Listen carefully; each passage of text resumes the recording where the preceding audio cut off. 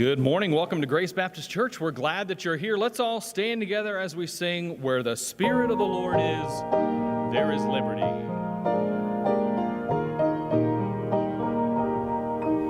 Where the Spirit of the Lord is, there is liberty. Where the Spirit of the Lord is, there is liberty. Jesus Christ has made us free by his death on Calvary. Where the Spirit of the Lord is, there is liberty.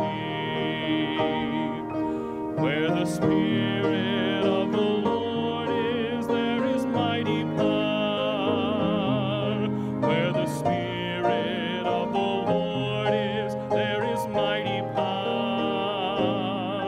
There is power there when we pray to be faithful and obey. Where the Spirit of the Lord is, there is mighty power. Thank you. You may be seated. All right, good morning. Good to see everyone here this morning. Hope you've had a great week. I'm looking forward to a great day here in the Lord's house with our morning worship service and then our picnic today. And then how many of you are already planning on either tonight or tomorrow going out and seeing some fireworks? Any fireworks seers? Okay. You know, I don't know what it is. I've never been a huge fan of fireworks. Now, it has something to do, I think it has something to do, at least this is the excuse I use, is I had a lot of ear problems as a kid and had tubes in my ears all the time and issues. And so the sound always still bothers me. But let me tell you just real quick before we get started, I was thinking about this morning, the best situation watching fireworks ever. A couple years ago, Yetta and I were in Chicago celebrating our anniversary a little bit late, so we were there up there during 4th of July. And we thought about going to see fireworks out at Navy Pier. And everybody was telling us how great it was, and of course there's going to be a ton of people out there. But I mean, we were in Chicago. It was July because it was 4th of July, and it was hot, man. It was warm that day, and we've been walking around the city all day, and I was like, man, I don't want to go all the way out to Navy Pier, and it's going to be hot, tons of people. It's going to take us forever to get out there. And I said, let's just check into our hotel room and call it a night. So unbeknownst to us, the hotel we checked into, we knew, I mean, it was on Michigan Avenue, but the whole side of the hotel pointing towards Navy Pier was all glass. The whole wall of that hotel room was glass. And so when we got up there and the fireworks started, I could lay in an air-conditioned room in the bed watching fireworks. And I said, this is the way to watch fireworks. And I said, I will never watch fireworks ever again in 90-degree muggy weather in a lawn chair that's uncomfortable, having to listen to the sound where I could just lay there, listen to the air conditioner run, and see the fireworks go off in the distance. It was the best day ever. And it probably had something to do with, it was the greatest thing ever. So that's how I prefer to watch my fireworks now. So hopefully they're going to maybe shoot some off at Players Club, and I'll just sit in the living room of the house, maybe see if I can see some. But that was a great day. Anyway, has nothing to do with our Sunday school lesson today, but I thought it was a cool story. But I do trust you have a great week and a great day today. Looking forward to our cookout here, our little cookout after church. And I'm sure most of you maybe got some plans with family, things like that this weekend, and that's always a fun time too. Ezra chapter 9 and 10. Ezra chapter 9 and 10. As today we're finishing up Ezra, and next week we'll be moving right into Esther. And so finish up at Ezra here this morning. And we know this happens to Israelite people all the time. It seems things are going so well, right? And the Lord is blessing and they're doing the right thing, but then they get comfortable. They get tempted and they find themselves in trouble. They find themselves in some pretty difficult things and difficult situations. And Ezra, the dedicated servant of God that he is, has, as we've talked about the last couple of weeks, in his preparation to go and teach the people, his preparation to go and tell the people how they need to live and what they need to do. And now that they've been there for a while and they've gotten comfortable, we find the Israelite people, and as we're going to see here this morning, even some of the Levites and some of the workers of the temple doing the absolutely wrong thing. And Ezra sees this rebellion, and we see some revival come to the people of Israel. Because after receiving the shocking news, as we're going to look at here today, that many Jews, including a number of its leaders, had adopted heathen practices and married heathen women, Ezra grieved and confessed Israel's sinfulness. And the offenders then put away their foreign wives. I hope you got an outline that was passed out here this morning. And we can get you one of those if need be. But really, this is a classic case of it started out small, right? It was something they could take care of. Obviously, this was something that Ezra came and preached and taught about, that the correct way for the Israelite people to live, the correct way for them to honor God, and it certainly goes against that, okay? But we find the Israelite people deciding to go their own way and do their own thing. And next thing you know, it became a very huge issue, right? Have you ever had something in life that started out pretty small, and you said, you know what, maybe I could fix that, or maybe I could work on that and prevent it from getting bigger, but then next thing you know, you let it go, and next thing you know, it's a huge problem. You know, whether it's preventative maintenance on a car or something like that, you say, well, I'll get it next time, or I'll do this, or the brake light's on forever, or the change your oil light's on forever, and you do nothing, right? And you say, well, I'll do it next week, or I'll do it next time, and next thing you know, you've got a car that won't run anymore, right? And that's really what we see here in the Israelite people. This was, starting out, this was something Ezra preached against. It's something they knew they shouldn't do. And I would imagine they thought a lot about, well, I maybe need to change my ways and not do this. But the next thing you know, it gradually got worse. And there was nothing they could do about it. I apologize, but here's a really dumb illustration. But I was trying to think about this morning, and you could use a car illustration here, or things like that. But I remember this happened to me in college. There's a particular pair of pants that I really liked, okay? And I'd gotten a small tear in the side seam of the pants. It was relatively small, okay? You couldn't really see that it was ripped, but I knew the rip was there. And I kept saying, I got to get those things fixed because I really liked these particular pair of pants. And but I went on. I said, I think I even went home for Thanksgiving, and I was going to take them home to get them fixed and things, and I didn't do it. And I came back to school, and I continued to wear those pair of pants, even though I knew there was a defect, even though I knew that there was a small hole in them. And one day, apparently, it became apparent that it was too late, because I will never forget this. I was going to chapel, and I sat in the middle seat of a long row of chairs. And so I had to slide by everybody. And the farther you got back in the FMA, where we have chapel there at Bob Jones, the farther you got back, the smaller the chairs got, okay? At least that's what it seemed like to me. The chairs up front were a little bit wider, but the farther back you went, the more narrow they got. And I was like third row from the back. So let me just say these chairs were not exactly made for me, okay? But I remember that particular day, I was wearing those pants that had the small hole in the side of them, and I sat down, and that hole caught the side of that chair. And as I sat down, I heard a large rip. And next thing you know, I felt my skin touching the fabric of the chair. And I sat there that entire chapel service going, how am I going to get out of here? Because I knew that I had a very large hole in the side of my pants at this point, because my bare leg, my leg was touching the fabric of the chair. And I'm sitting in the middle of this long row of people on both sides, And chapel got over, and everybody was dismissed, and most of the time people fly out of there. But this particular day, it seemed like people wanted to stick around and chat because they were hanging around, and they finally left. And so I left, and I looked down, and sure enough, man, huge hole. Wide as can be.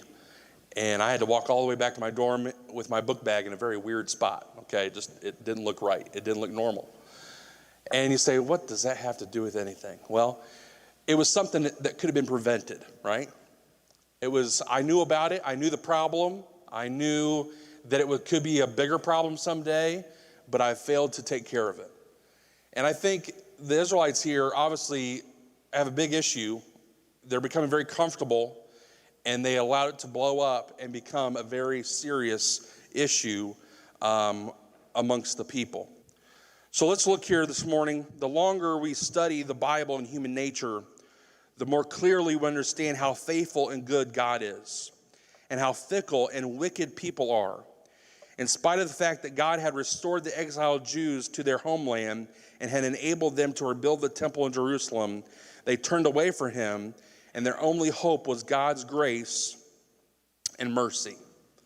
You know, I always think it's funny when I have the opportunity to talk to folks that are unbelievers, and a lot of times their first suggestion or the first thought is that Christians are perfect.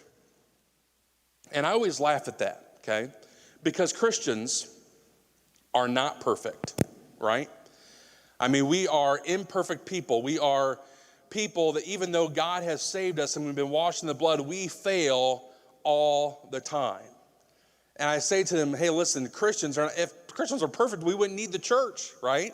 We wouldn't need God's word because we'd had everything figured out and we would do everything that God wanted us to do, okay? Christians are not perfect. We fail all the time. And obviously we're going to see here this morning that the Israelites failed God again. And my friends, it's the same thing for us. We fail all the time. We are not perfect. But it's a matter of how we deal with that imperfection. It's a matter of how we deal with the things that come into our life so that it does not cultivate a lifestyle of rebellion. And then I also talk to folks that say, well, listen, I've done way too many bad things in my life. There's no way God could ever save me. And I have the joy to tell them, hey, listen, it is not hopeless. There is a way. God did die for you. It doesn't matter what you've done, how much you've done it, or how much you have refused him or turned your back on him. God's love and mercy and grace is there for you.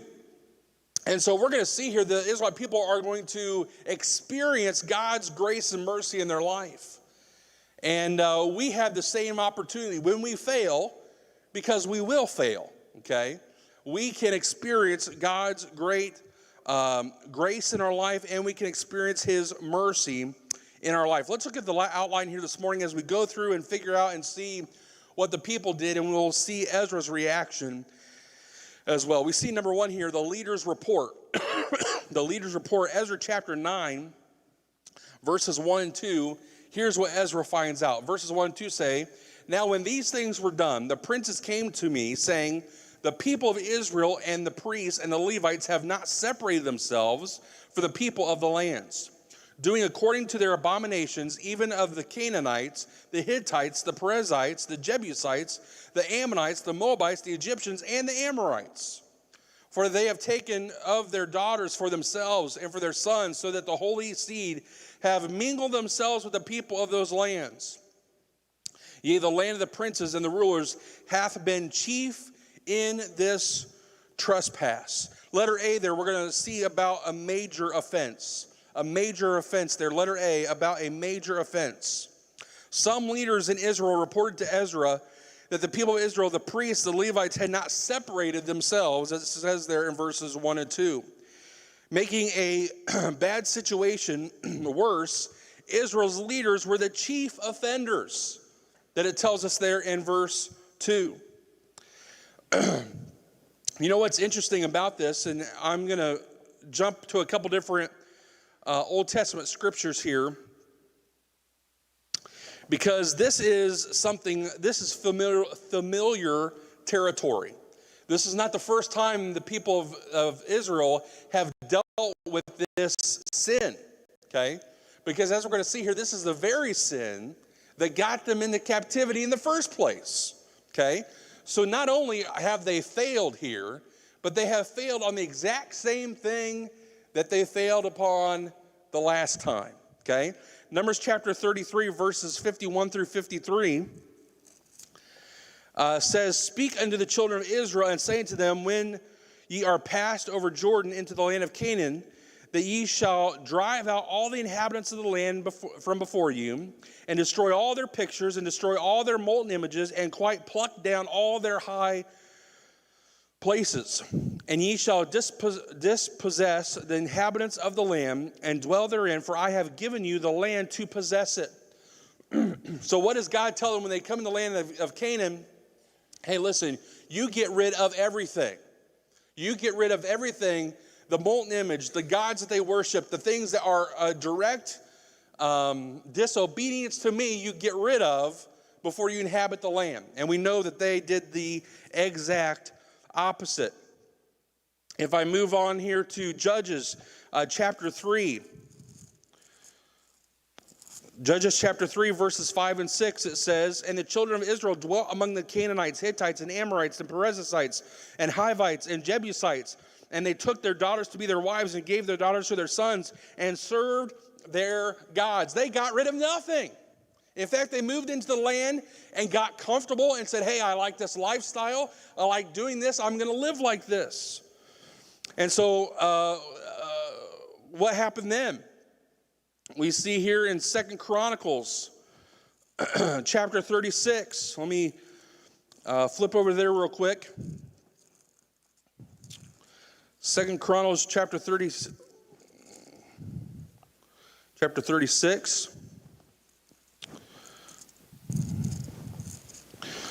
All right. Verses 14 through 17. It says, Moreover, all the chief of the priests and the people transgressed very much after all the abomination of the heathen, and polluted the house of the Lord, which he had allowed in Jerusalem. And the Lord God of their fathers sent them by messenger, rising up bedtimes and sending, because he had compassion on his people and on the dwelling place. Verse 16, But they mocked the messenger of God, and despised his words, and misused his prophets, until the wrath of God arose against the people, till there was no remedy. And verse 17 says, Therefore he brought upon them the king of the Chaldees, who slew the young men with the sword in the house of the sanctuary, and had no compassion upon the young man, or maiden, or old man, or him that stooped for age. He gave them all into his hand. It's amazing. They've already experienced all these things. They know from history what had happened if they allowed themselves to get comfortable, to take over the practices of people that God said, hey, get rid of their stuff. Don't do it. And you know, God instructs us in the same way, right? If we're going to live for him, if we're going to be his people, there's things of this world that we've got to get rid of. We can't live in this world and be of the world, okay? To be friends with the world is to be what? An enemy of God. So God tells us and demands of us as his children, hey, listen, if you're going to live in this world, you must not be of this world. And there's been some times in my life where I've been heavily convicted of this because, you know, I look around in my own life and say, man, I can't allow these things. I can't allow myself to get comfortable. There's too much temptation to allow this stuff into my life.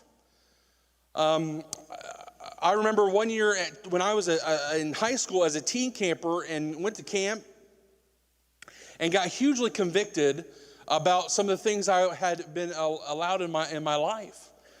And I looked at my own life and realized, I mean, one of the major things was that was contributing to some of the things in my life that I shouldn't have been doing was the fact that I had a television in my room and had access to that TV and could really watch anything I wanted. And to be honest with you, when I first got that TV in my room, it was great. I could watch what I wanted to, and I was watching my normal stuff that I would normally watch and that my parents were okay with. But as time progressed, I was up there by myself. I knew how to work the system. I knew when my parents weren't around, and our house was older, so you could hear every footstep that was taken in that house. So I knew when parents got close, I could change the channel.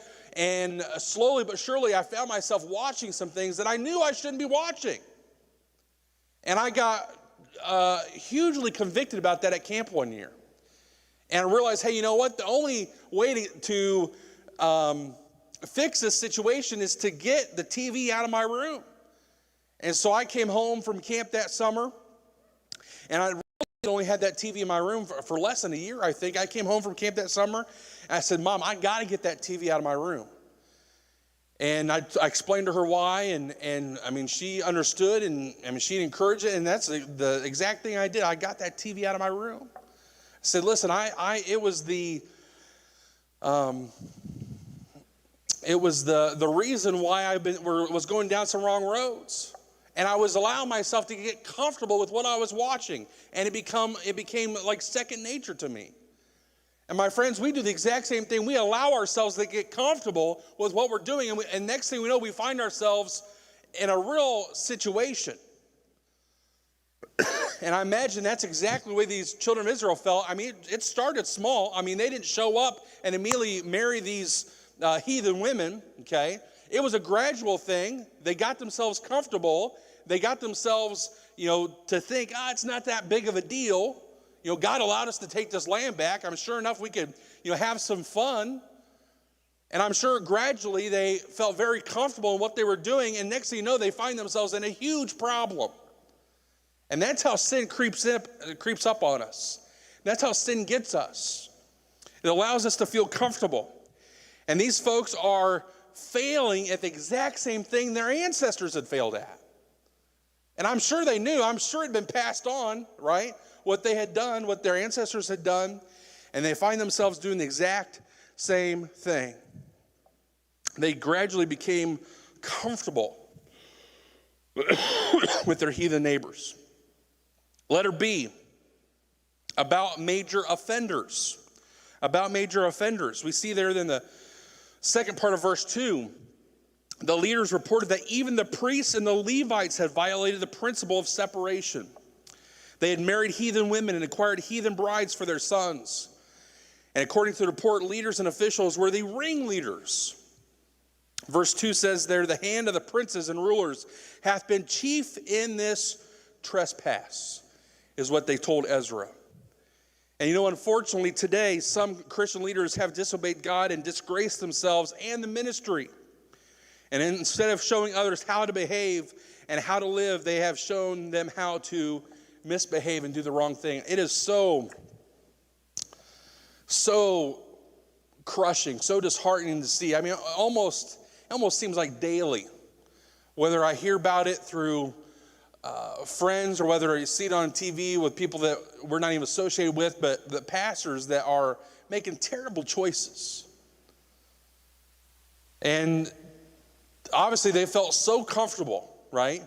So the Levites and the workers felt so comfortable, and they became the ringleaders. They became the leaders of, hey, this is no big deal. The people that was supposed to be teaching them the right way to live were the ones saying, hey, listen, here, try this alternate lifestyle. Hey, try this. This will be fun, right? How unbelievable. And that's why it's so important. Listen, hey, not only is it important for us to be in church, right? Because we listen to our pastor, we listen to the shepherd that God has given us, but we must have our own personal walk with Jesus Christ. We got to know what is right and we got to know what is wrong. And obviously these leaders were far from that. In fact, they were the ringleaders. They were the ones encouraging their own people to make the wrong decisions. Unfortunately, we see that a lot in the world today. We got to move on here. Number 2, Ezra's response. Ezra's response. Knowing that Ezra had prepared his heart to seek the law of the Lord and to do it and to teach it, as we saw back in chapter 7, his reaction to the report is understandable. Because we're going to see here, Ezra goes a bit wild, okay? Wild might not be the right word, but he goes a bit crazy, okay? And it's understandable because as we looked at the last 2 weeks and we kind of saw Ezra's heart and how dedicated he was to the mission of bringing people over, to teaching the people how to live and what serving the true and one God looked like, and then to see the people fail in such a way had to be almost unbearable for him, okay? So let's look here. First of all, we see some of his concern. Letter A, his concern here in Ezra chapter 9, verses 3 and 4 says, and when I heard this thing, I rent my garment and my mantle and plucked off the hair of my head and of my beard and sat down anointed. Then were assembled unto me every one that trembled at the words of God of Israel because of the transgression of those that had been carried away. And I sat astoned until the evening sacrifice. Understandable. I mean, just because we know his heart and his passion of what he wanted these people to know and how he wanted them to live, do you think his response to the nation's sin was appropriate, or do you think it was a little over the top? Well, I think of what we know of Ezra and his dedication, I think it was understandable of his reaction. And then we see confession. Let it be there, some confession. As soon as he had regained a measure of composure, Ezra fell to his knees, spread his hands toward heaven, and cried out to the Lord. We see there in Ezra chapter 9, verse 5, says, And at the evening sacrifice I rose up from my heaviness, and having rent my garment and my mantle, I fell upon my knees and spread out my hands unto the Lord my God. Convicted and totally unbelieved of what the people had done, praying to God for forgiveness. Because how did he, look at verses 6 and 7, as he says, and said, O my God, I am ashamed and blush to lift up my face to thee, my God. For our iniquities are increased over our head, and our trespasses grown up unto the heavens. Since the days of our fathers have we been in a great trespass unto this day, and for our iniquities have we, our kings and our priests, been delivered into the hands of the kings of the lands, to the sword, to captivity, and to a spoil, and to confusion of face, as it is this day. I mean, how does he describe their guilt there in verses 6 and 7? He describes it as he says their iniquities had risen higher than their heads. They were underwater. They were lost. And their guilt had grown up to the heavens. Ezra identified himself with those who had sinned and acknowledged that sin had brought about the captivity. He acknowledged as well that Israel was back in the homeland only because God had extended his grace and his mercy to them. The only reason they're in the situation they're in, that they're back in the promised land, is because of what God had done for them. And Ezra admitted that Israel had compromised her separation by intermarrying with the heathen, in clear violation of Scripture. Ezra is doing an important thing. He's admitting the guilt of the people. Have you ever felt like that? The way he words that here in these verses, that their iniquities had risen higher than their heads, that their guilt had grown up to the heavens. I mean, that's a terrible place to be in. But what's the first thing that the people need to do? What's the first thing Ezra needed to do? He didn't question it, right? He didn't try and blame it on somebody else. He didn't try and say, well, Lord, why didn't you get the heathens out of here in the first place? We might have had a better chance. No, the first thing Ezra does is admit the wrongdoing of the people. Admit their guilt. God can't forgive someone who doesn't admit the wrongdoing. God's not going to allow that into heaven. You know, something that we rarely see in the world today in watching sports, especially it happens the most in basketball, but we hardly see it in the world today in the game because we see a lot of hard fouls, right? But we hardly ever see a player when they foul someone, what do you see sometimes? After they foul someone, they would kind of raise their hand saying, yep, that was me. I did it. Call the foul on me. And they do. What is it most times now? Man, it could be the hardest foul in the world. I mean, the guy could be going up for a layup, and he totally just takes the legs out from underneath him, and the guy will go, what? I barely touched him, right? That's what we see the most of. You know, in my sprawling sports career, I made it to junior high, okay? Playing junior high basketball. And, you know, I was a big kid in junior high, okay? and we were playing another little private school from Danville, and our team was 7th and 8th graders, and they couldn't even fill a 7th and 8th grade team, and so they had elementary kids on their team. They looked like a bunch of 2nd and 3rd graders out there. And us bigger kids because I was an 8th grader that year, and we were just licking our chops. I was like, put us in, coach, right? I could dunk on these kids. Okay, I couldn't dunk, but I could score I could break my game highest scoring record. I think it was 4. I was like, put me in. This would be great. I could just stand down there at the block by the basket and just raise my hands and just pass him the ball because the kid was coming to here. I could just turn and go like that. I was like, put me in. And we were ready. So finally our coach put us in, and we were so amped up because we knew anytime those kids, they were tiny. They had no ball dribbling skills, nothing. They were turning the ball over all the time. We were so excited. We got in there, and I was too hyped up, man. I was ready to roll.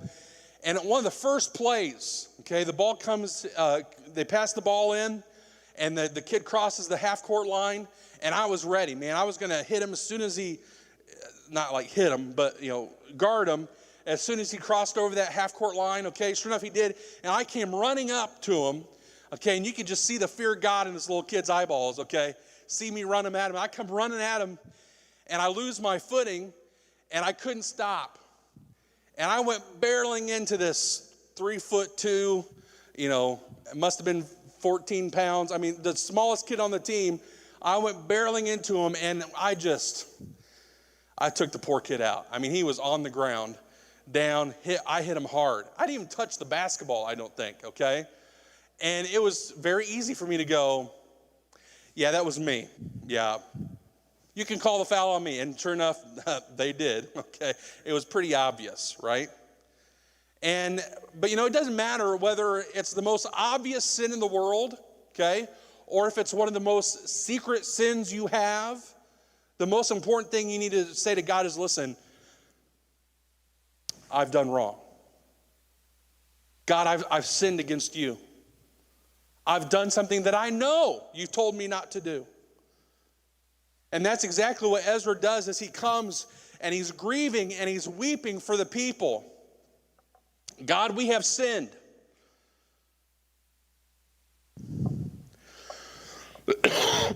Throughout Ezra's confession, Ezra contrasted Israel's unfaithfulness and unrighteousness with what? With God's faithfulness and God's righteousness.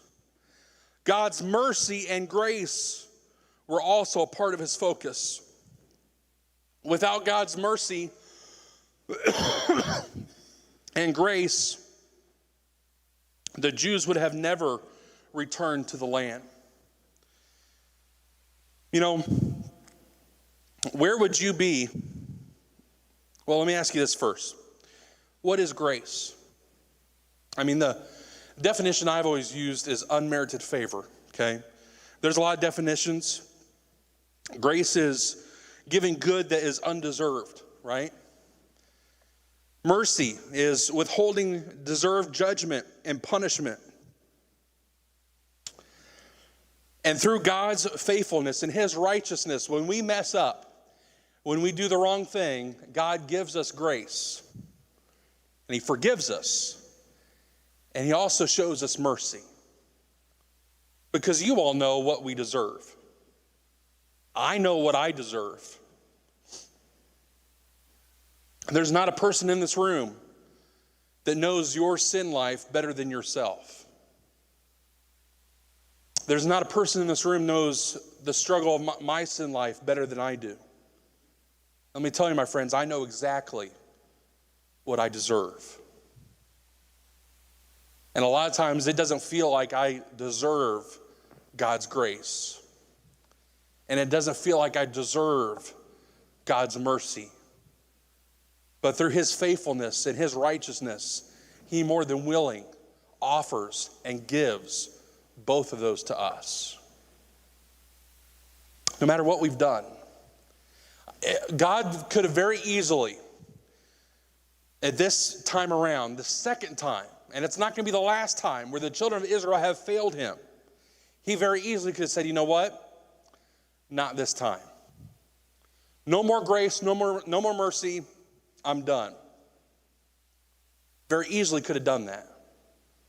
But he didn't. He gave grace and he gave mercy. I think about it in this way. I mean, the many times I disobeyed my parents and did the exact opposite of what they told me to do. I mean, I've got story after story of times in my life where I sinned, okay? But many times. And they, I guess they could have one day said, you know what, Brent, you're our son, but listen, we're just tired of it. You tell us you're going to do one thing, you do the other. We've extended grace and mercy to you time after time after time, but really this time we've had it. We're done. You're no longer our son. Get out. I mean, wow, okay. But I don't think that would have happened, but you never know. But they could have. I mean, the many times that I messed up, it certainly could have happened.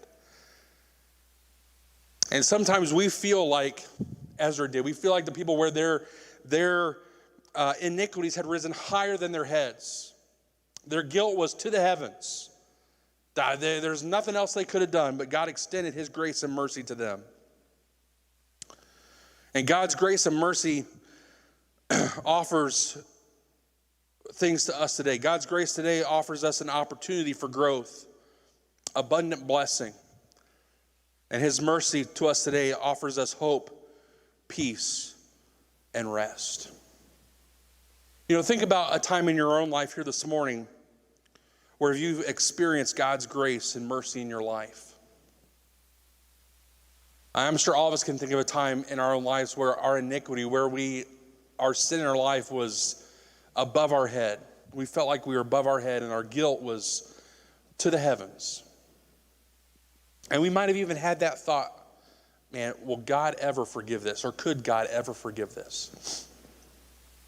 I've talked to so many people, teenagers, and other folks that said, there's just no way God could ever forgive me with all I've done. You don't understand. And I always love it when they say you don't understand, because I love saying, no, you don't understand. The God that died for you. You don't understand. The grace that he has for us, the mercy that he is more than willing to give us. Ezra went on to admit that the remnant of Jews in the land had trampled God's mercy and grace. They used their deliverance from captivity as an opportunity to sin. Their involvement with the heathen violated God's clear commands and therefore jeopardized the nation's existence. And Ezra closed this passage, his prayer, by stating that no one could stand before God because of his or her guilt. And the remnant situation looked bleak at best. But then we see lastly, as we try and wrap up here, number 3, Israel's revival. Israel's revival. God hearkened to Ezra's penitential prayer. He sent a great revival to Israel. Letter A there is contrition. Contrition. Ezra chapter 10 verse 1 says, now when Ezra had prayed, and when he had confessed, weeping and casting himself down before the house of God, there assembled unto him out of Israel a very great congregation of men and women and children, for the people wept very sore. According to Ezra 10:1, where we just read, a large crowd of Israel's family congregated before him. Their eyes too were wet with tears. Tears don't always indicate a contrite, repentant heart, but in this situation it was. They were broken. They realized what they had done. And that contrition turned to letter B here. We see a confession, because verse 2 says, and Shechaniah the son of Jehiel, one of the sons of Elam, answered and said unto Ezra, we have trespassed against our God, and have taken strange wives of people of the land. Yet now there is hope in Israel concerning this thing. Shechaniah suggested that Israel's covenant with God to put away their heathen wives and children, and this putting away was to be done in response to God's commandment and by the law. With Ezra in charge of the process, Shechaniah encouraged Ezra to initiate the proceedings. In verse 4, he says, "Be of good courage and do it." He prompted him in verse 4. So how were the Jews' relationship with their foreign wives like a believer's relationship with his or her favorite sin? We've already mentioned this several times already this morning. They got comfortable. They got comfortable. My friend, don't get comfortable with your sin. Because it'll start out small. Just a little something that, I don't want to deal with it today. Not that big of a deal. I'll take care of it later. You get to the next time, still not that big of a deal. Nobody really cares, or no one sees, or this is my own thing, and nobody's seeing what I'm doing, and it's a little thing, and then it just keeps growing bigger. And the more comfortable you get with it.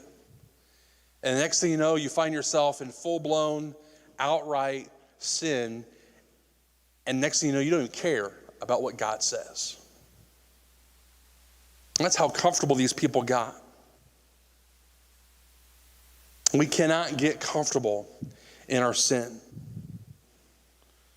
Why is only confessing a sin not enough if a person wants victory over it? Because the Bible says victory over sin comes only when we forsake sin.